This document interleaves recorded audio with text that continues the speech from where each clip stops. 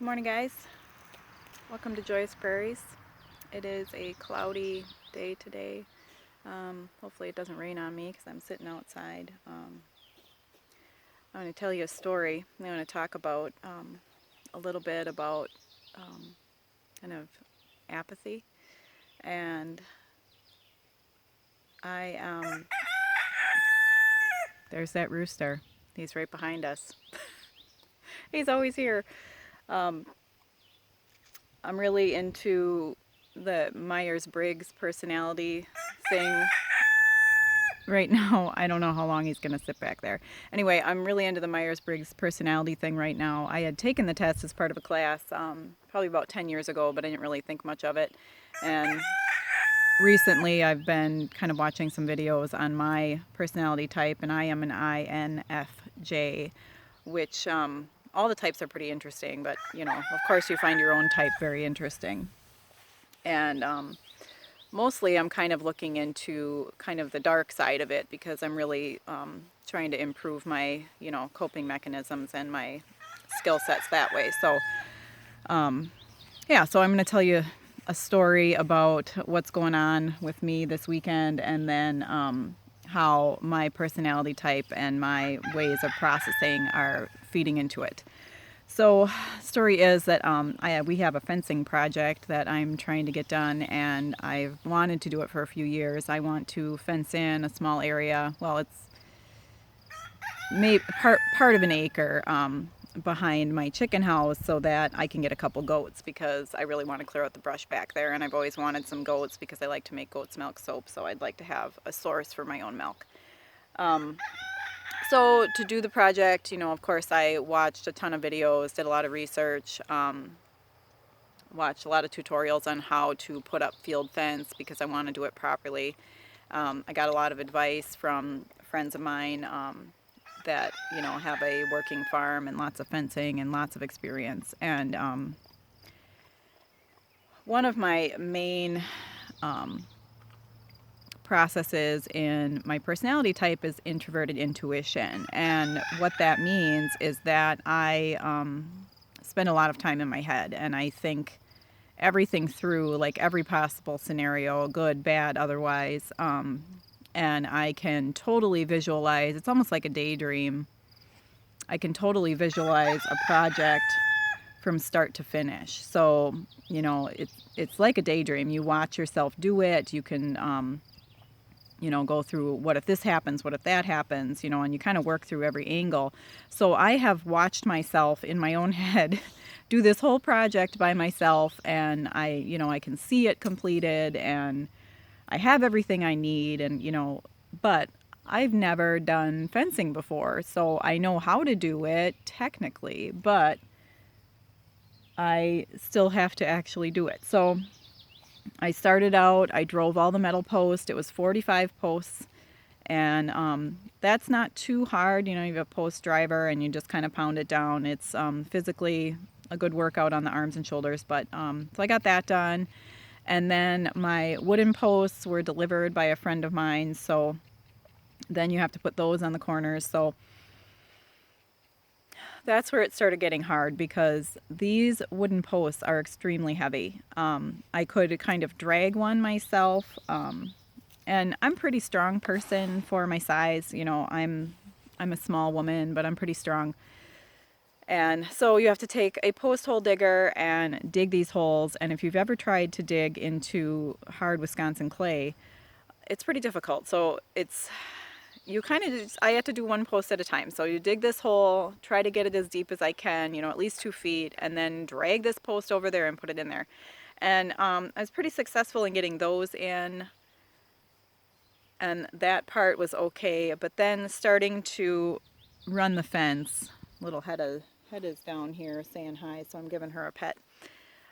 Starting to run the fence, so you have to, you know, roll the fence out and then get a four-wheeler or some strong bodies to pull the fence straight. And I knew I was going to need help with a four-wheeler, so I had asked for some help from a neighbor, and they're going to come over and help me stretch it. But yesterday I decided I would roll out one length of it just so that when they came over it would be ready. Well, there's some tight spaces because there's a lot of trees and brush back where I'm trying to roll this fence out. And while I was working, I was trying to scooch it in between a couple trees, and I dropped the roll of fence on my foot.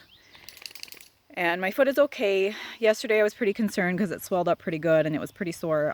Today it's got a good bruise on it, but it's not broken. I'm not hurt. But what happened is then I had to stop working. And then, my mind starts beating me up. I start feeling like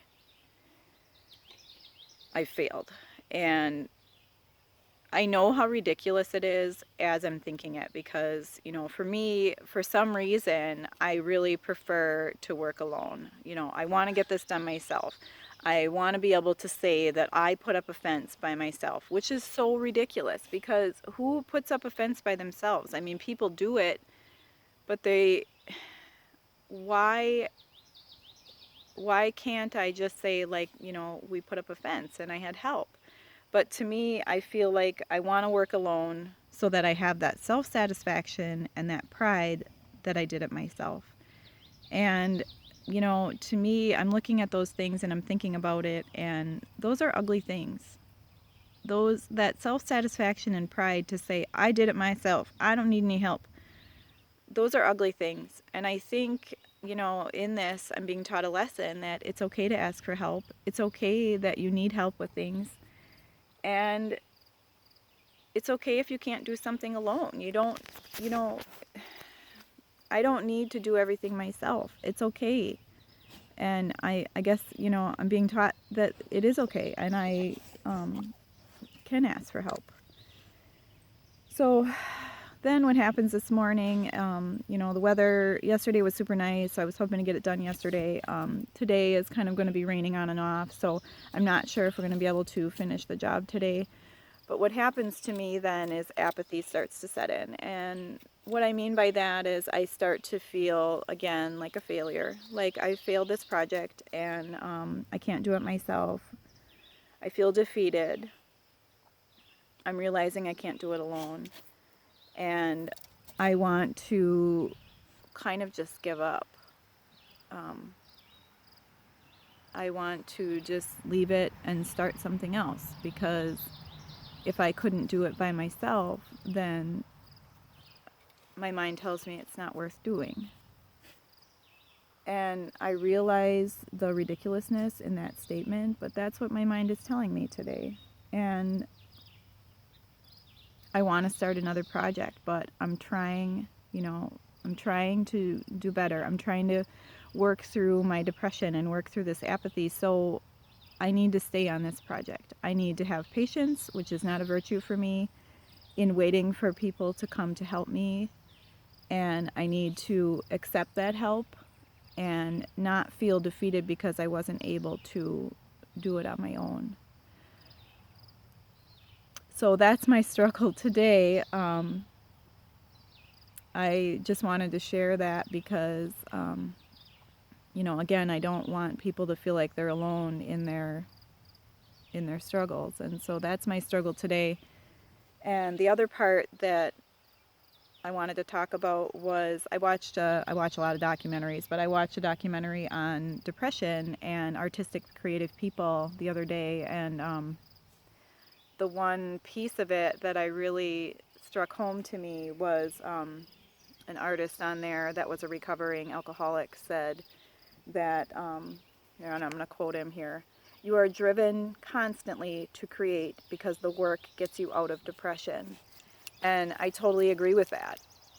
Because I can't get up and get out and work on my fence today, I want to sit in my chair, cover myself with a blanket, and be sad.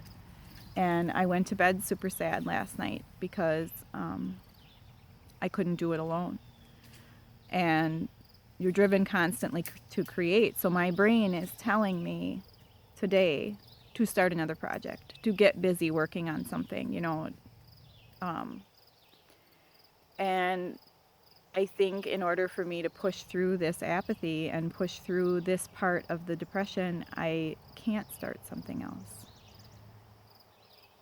Because the work you're driven constantly to create because the work gets you out of depression. But I think the work doesn't get you out of depression. It gets you moving, it gets you thinking, but you don't actually work through the emotions that have caused you to feel bad, that have caused you to feel like you're not worth it, like you're not worthy.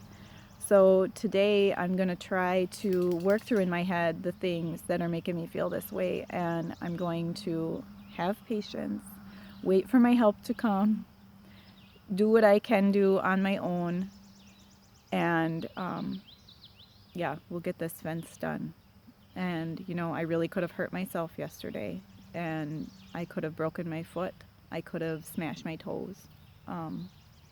I didn't. I'm really thankful that I was protected and that I didn't hurt myself, but it's kind of scary because that would have affected a lot of things to have a broken foot all summer long.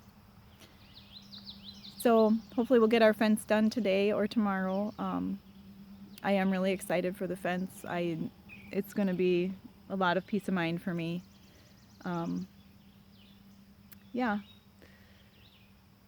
Thanks for listening, guys. I hope you have a good day.